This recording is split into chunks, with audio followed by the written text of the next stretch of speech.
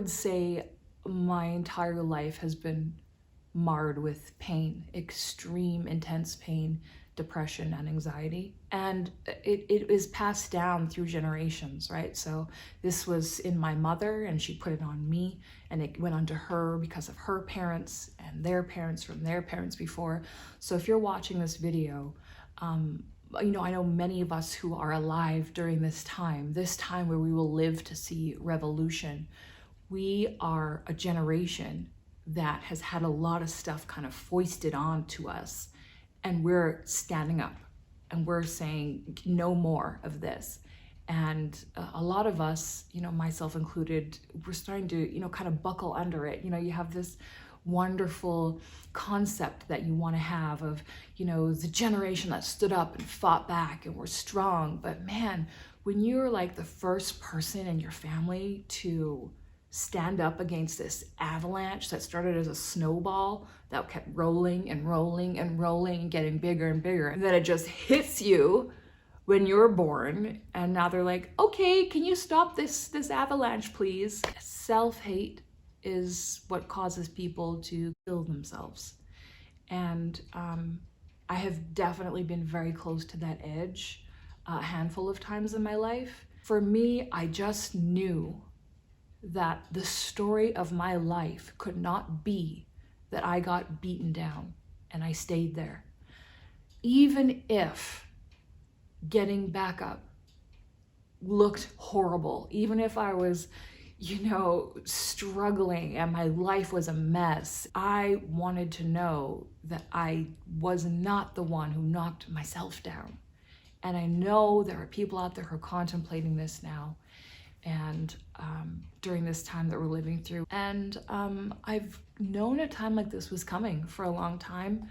I remember even elementary school, looking around at people, the teachers, the way society worked, the expectations, and just thinking, I'm really not interested in this, none of this. There were a good handful of teachers in school who made a huge difference in my life.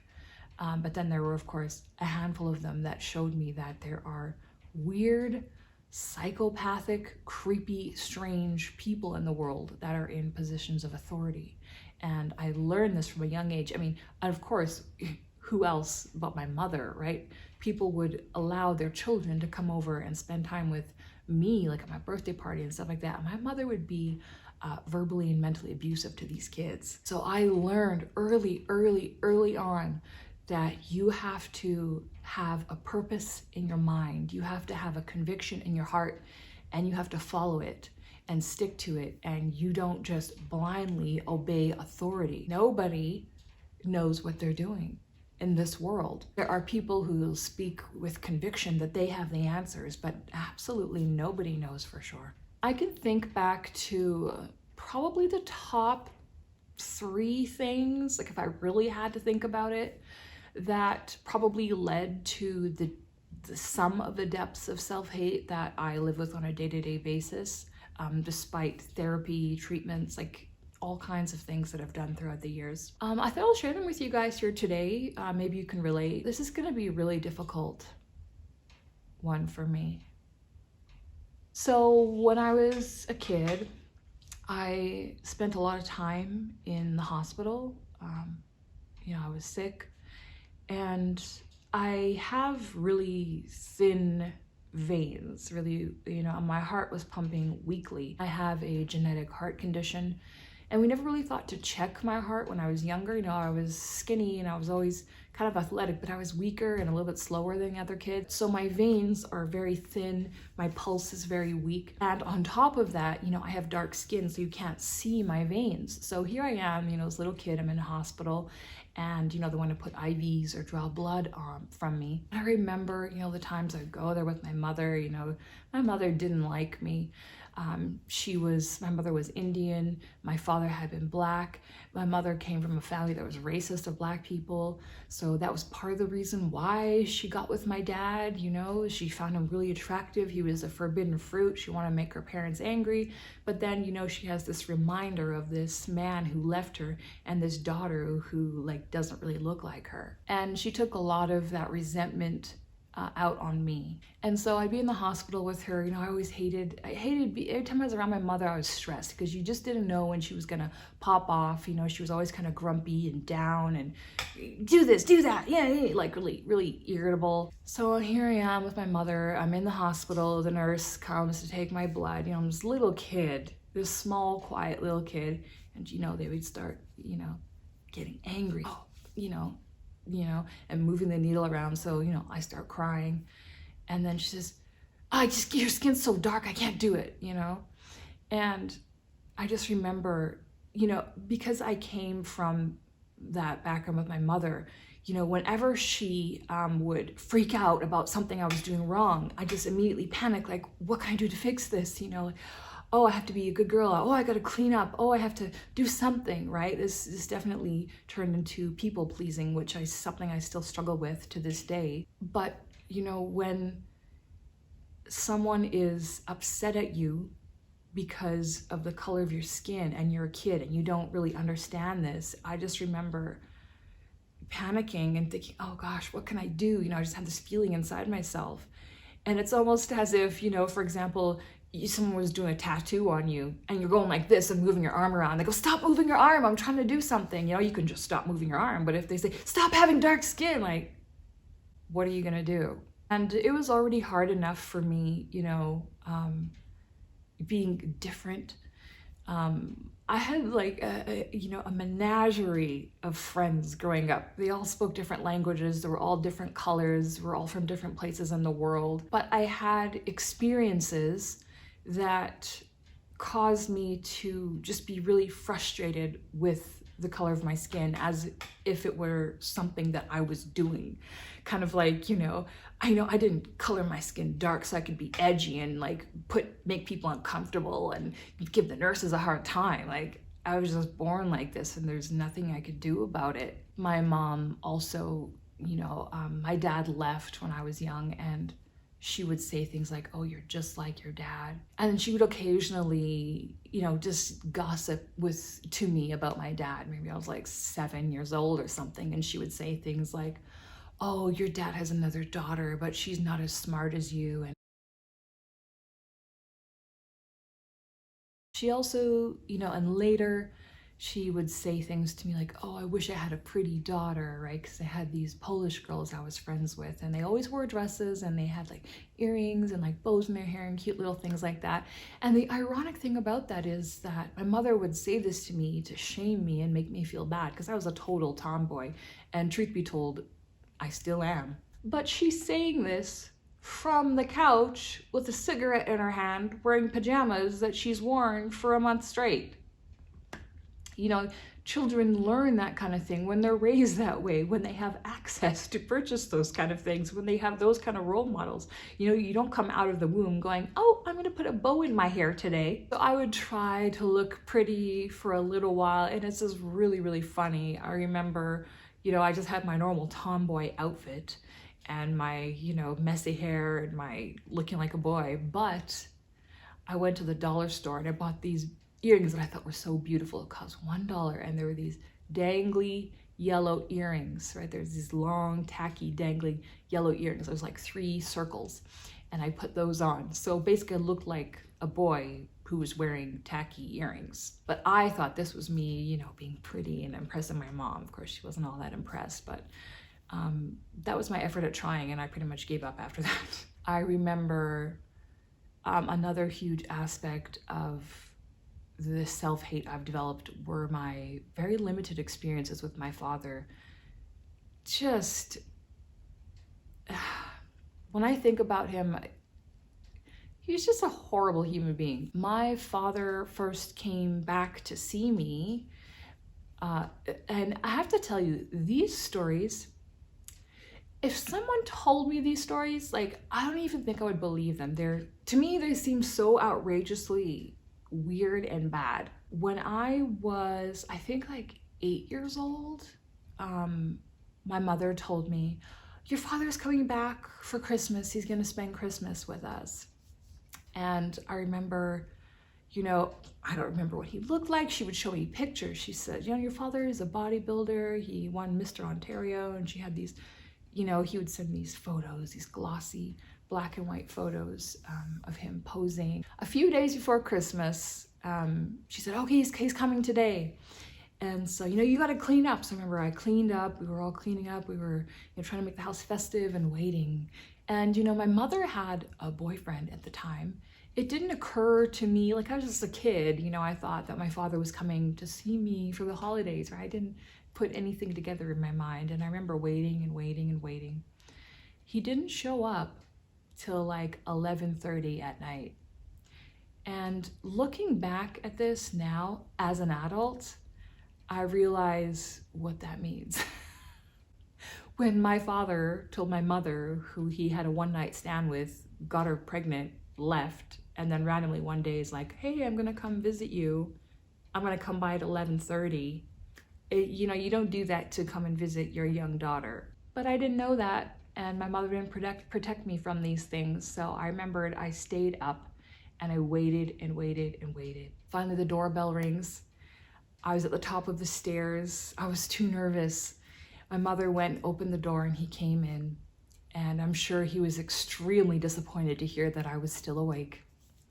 But I didn't know this, so I started coming down the stairs, and I remember he kind of stepped into the hallway and looked up the stairs to see me coming down. And I don't know why this happened, because I didn't know him. You know, he left when I was just a baby. But when I saw him, I started crying. And I remember trying to stop, you know, being embarrassed. And he just stood there looking at me in this very cold manner. And then he just said, why are you crying?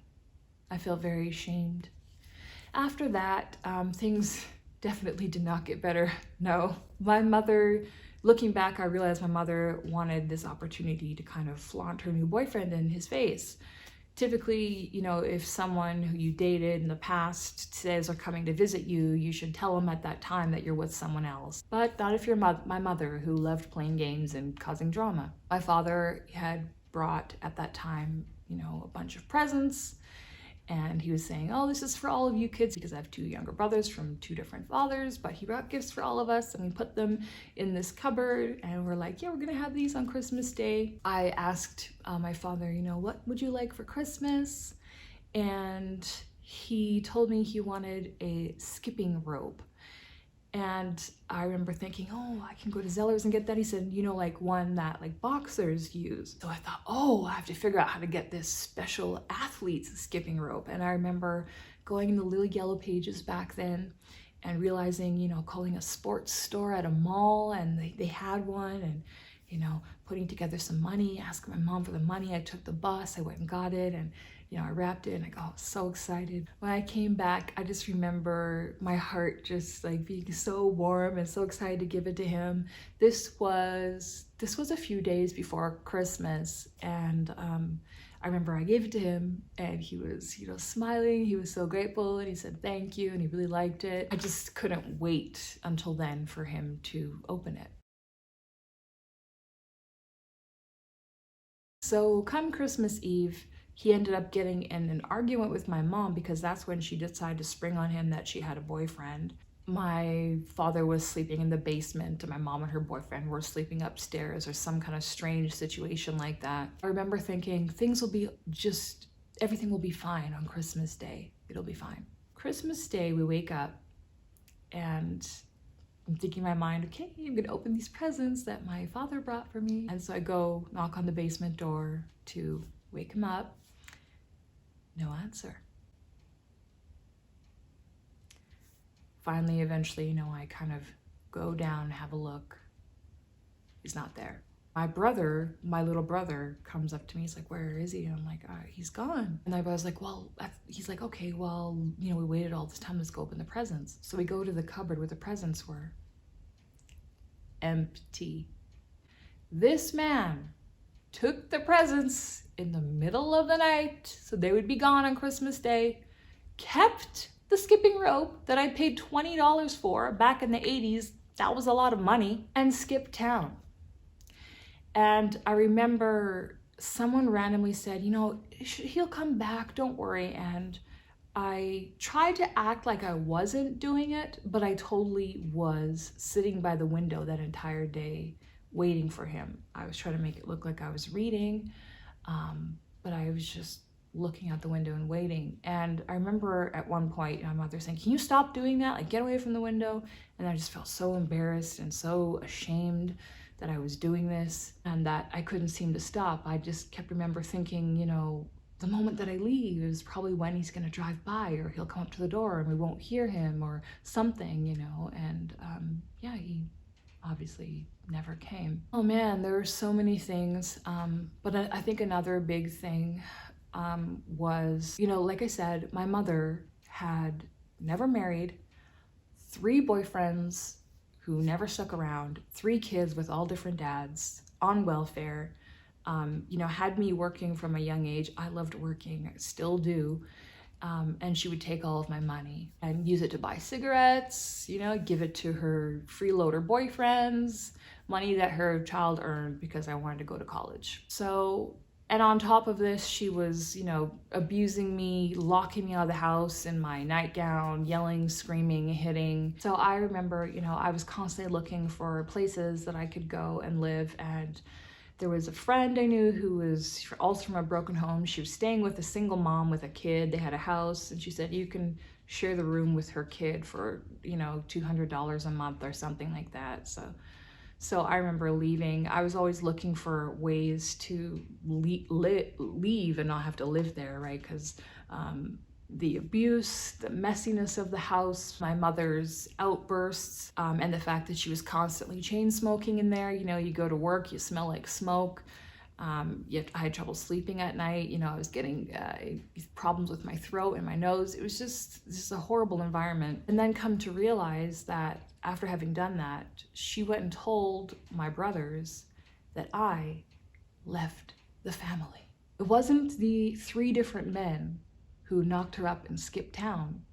It was her 16-year-old daughter who she abused and stole from, who finally found a way to go and live, even though it was very difficult. I was the one who left the family. And I honestly did not realize back then that that was complete nonsense. I felt like I had left the family and it was my fault. My brothers felt that way as well. I remember talking to, I'm the oldest, but my second oldest brother, I remember talking to him about it, and he would say like, yeah, trying to like apologize to him. And he said, yeah, it was really hard, but we got through. Like, he was judging me. And I don't blame him for that, because our mother, like, she convinced us of, how to blame other people all the time. Like, I blamed my aunt and my uncle for a long time because that's what she did. She couldn't take care of her kids. And so she would tell us like, oh, your aunt and your uncle don't provide for us. They don't give us stuff. They don't care about you guys. And I believed it. I just thought, oh, it's their job to do this. They're so terrible. So like that kind of guilt, I have so many levels of guilt over things that my mother should have done that were put on me. I even have guilt over being a bad parent when I was 7 years old, changing diapers and trying to cook and manage a household. I treated my brothers the way that my mother treated me. I didn't realize that until I got a letter from a neighbor about a year ago now, saying that, when I was 2 years old, I was really sweet. I wanted to read, I wanted to be around people. My mother would yell at me and tell me to go to my room. Like, she just didn't want to be around me, and she didn't want me interacting with other people. So she actively kept doing this to me. Later in life, that actually became a defense mechanism for me. I remember, when I worked in forestry, we had, our trailers, and people would, after dinner, they would go and talk and do things. And I remember being in my trailer one day and hearing outside the window, "Where's Adele?" And I heard someone say, "Why is she always in her room?" And, at the time I didn't think anything of it, but I remembered this recently, and I thought, gosh, like that's just a comfort that, it was a punishment that eventually became a comfort to me and a coping mechanism that I still revert to. Like, I prefer to be alone in my room than with other people. And that's something that I'm still working on. It's really sad. But I treated my brothers that way. Them just being kids was stressful to me. Them playing with toys too loudly, them wanting to watch TV, them asking questions or wanting to be with me. Like I said, I was an overworked single mom at the age of 7 by no fault of my own. It was too much for me, and I would just tell them, yell at them, scream at them, hit them, put them in their rooms, close the door. We are, all three of us, very lucky that we got out of our childhood alive, realistically. But sometimes I really don't feel that lucky. My entire life has been a lot of pain and suffering and difficulty. I've had a lot of really amazing and good things because, I was born with this special energy that, I create things and people want to be involved, and I bring good people together. And I really feel that God works through me in this way. This is, a thing that I can do in this world. But the pain that I live with, the self-hate, and what's really weird is that I have these standards for myself and it's internal. I don't have anyone in my environment or my friend group or my family or anything who are sitting there saying, oh, Adele's not perfect at this, or oh, Adele's late for this, or she could have done this better. I don't have anyone like that in my life at all. I'm acutely aware that I feel these really strong feelings of judgment and self-hate, and they're coming from inside. The phone calls coming from within the house. Hating or the desire to harm one's self is not a natural thing. It's something that happens as a result of really negative experiences, usually in childhood, and it develops as a coping mechanism. We learn to hate ourselves when we have a parent who can't accept something about us. And as young children, being accepted and having the approval of your parents is what your survival depends on. As a child, you instinctively know this. So many people develop this side of themselves that will internally hate and beat up on the aspects or the sides of themselves that were unacceptable to their parents. And strangely enough, this self-hating side, this aspect that you take on inside yourself to hate yourself, is actually trying to help you and save you. It's saying you have to stop doing this so we can be part of the tribe, so we can be accepted, so we can get love. You need to stop doing that, or you need to stop being that. For someone like me, I have lived with that my whole life. And you'd think that I could just turn that off. And sometimes I can. When I am just enjoying myself in nature, or I'm with my animals, or I'm just coloring, or singing and dancing to music, or watching YouTube videos, or working on a puzzle, or listening to an audiobook. But most of the other times like this, when I'm creating something, that voice just starts to come in. And I've had people before tell me, like when I take breaks from the internet, they say, Adele, don't let the trolls get to you. Come back, don't listen to them. And I'm like, why do people assume that, these trolls are coming for me and making me upset? I've been making content and putting it on the internet for 20 years. There, to this day, hasn't been a single thing a troll has said that has gotten to me. I also take praise with a grain of salt as well, right? Because I think just like when people criticize you, they're seeing something that reminds them of themselves and it's making them upset. Same with when they praise you, they're seeing something that's inside themselves that they're not aware of, and so they praise it in other people.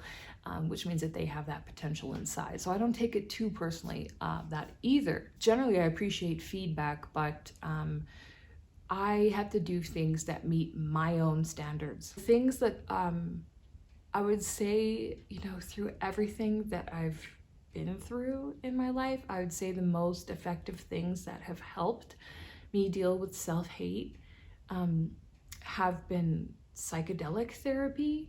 So psilocybin, that has really just allowed new neural pathways to form in my brain for good feelings and for unconditional love and for self-acceptance and accepting the world and feeling gratitude. I've had some borderline religious, spiritually profound experiences. And it's similar to the feelings I had with the near-death experiences that I've had in life. Understanding that there is a greater purpose for me that I'm not aware of and that I just have to have faith in.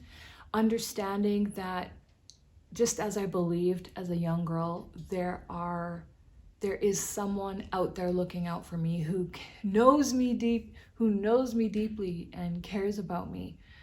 I can't explain it. I don't have proof for it that I can show someone, but it's something that I've always believed in, and it seems to have proven true for me many times over. Another thing that has helped me is understanding self-attack thinking. And this is something that I've pursued through work I've done with the therapist Annie Brooke.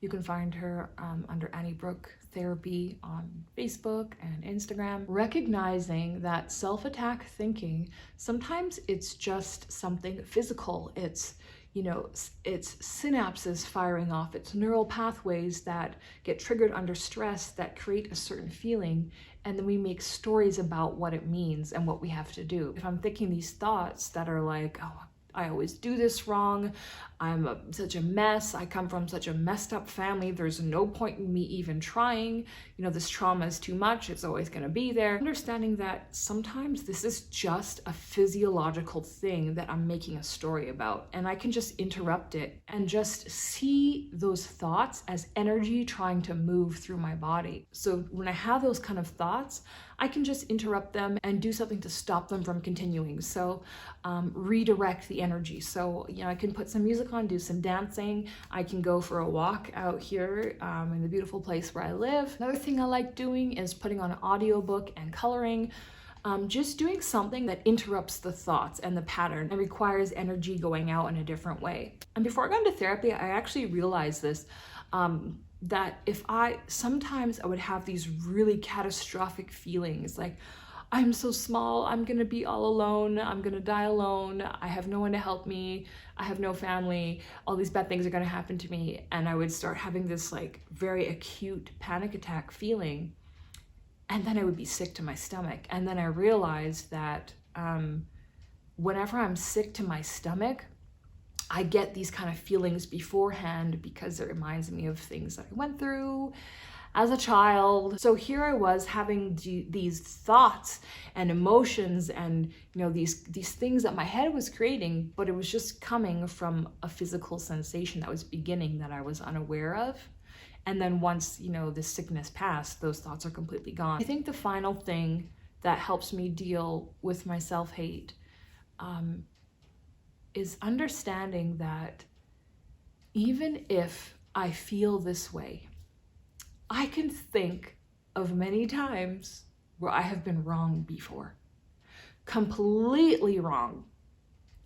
And it's entirely possible, in fact, probably very likely, that these thoughts I'm having about myself are not true. And that even if I feel like I hate myself, I must treat myself as though I love myself. Even if I think that my actions may be in vain and that I am just way too screwed up and traumatized and my childhood and my genetics, I must keep trying, because if there is a chance that I can get better, I must take that chance. I do feel that every decision that we make, it ripples throughout eternity.